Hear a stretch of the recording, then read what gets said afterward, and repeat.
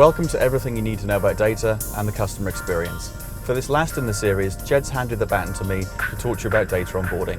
I'm Richard Foster, the UK Managing Director of LiveRamp, which is Acxiom's connectivity business. So if you spend a few minutes with me on this last cab journey, I'll teach you everything you need to know about data onboarding.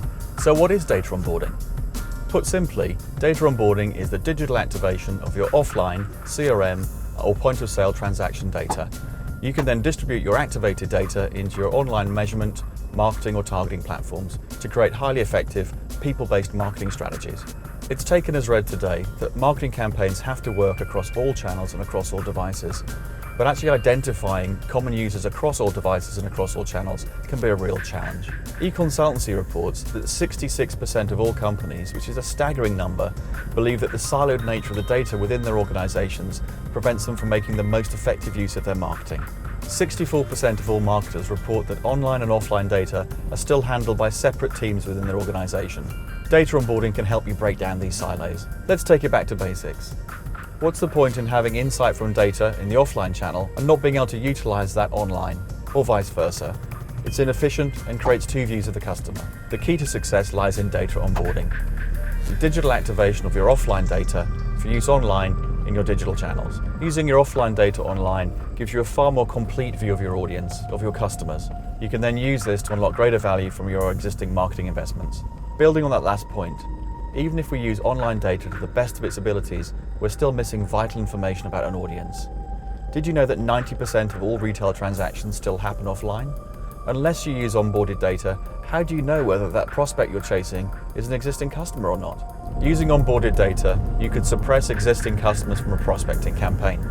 This is a very classic direct marketing technique. It's called file suppression, and yet it's the use of onboarded data which unlocks it for you. CRM retargeting is another very good example of how customers are using onboarded data as part of their marketing program. CRM retargeting, retarget existing customers, maybe in search, bid high for those you know are in market or about to lapse, bid low for those who are long-term customers with low chance of churn. But don't just take my word for it. A recent report from Forrester highlighted the positive economic impact seen by companies onboarding their data. We found the following: a 5 to 10% increase in total sales achieved by targeting existing customers online, a 10% increase in efficiency achieved by reducing wastage through closed-loop measurement, and a 12.5% overall return on investment being able to achieve connected data across platforms. Let's look at a real-world example: closed-loop measurement and retail. A retailer such as Marks & Spencer's or johnlewis.com will know that for every £1 it spends on digital marketing, exactly how much value is driven to its website. However, retailers will find it much more challenging to measure the value of digital marketing when it comes to offline store transactions. John Lewis, in this example, could take its offline store data, such as point of sale information, loyalty card data, onboard it and tie it to a digital marketing ID, such as a click or an impression. It therefore knows that for every £1 it spends on digital marketing, it achieves £1.05 in its johnlewis.com and £1.50 in the offline superstore in Kingston upon Thames. Data onboarding closes the loop. It helps the modern marketer get closer to that fabled single view of the customer. And it unlocks people-based marketing opportunity as well, because we work at a de-identified individual level and not at a cookie or a mobile ID. A bit like Facebook. There are two main ways you can onboard your data: deterministic or probabilistic matching. Probabilistic matching, also known as statistical modeling, involves the use of smart algorithms and large data sets. An example of probabilistic onboarding would be the use of IP address to match.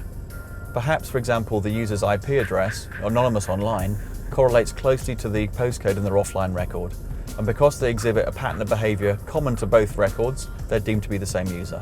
Deterministic onboarding sees the onboarding company using a large pool of de-identified IDs, probably gained from users registering or logging in on websites, to verify that their online anonymous persona exactly matches their offline record. This is how services from Facebook such as custom audiences or Google's custom match program work. The downside to working with those services is the walled garden within which you have to operate. But by working in a deterministic manner with partners such as LiveRamp, you can be equally confident you're reaching real individuals wherever they may be. Computers love definites, not probables. So let's use data onboarding to create definite insights to enable incredible customer experience. This is the last in the series, and we've come to the end of our journey. I really hope you've enjoyed this walk through everything you need to know about data and the fundamentals of customer experience. Thanks. course, that's the single customer view, the heart of relevant marketing. We know there's more data than ever before, but we also know it's more fragmented and fractured than ever before.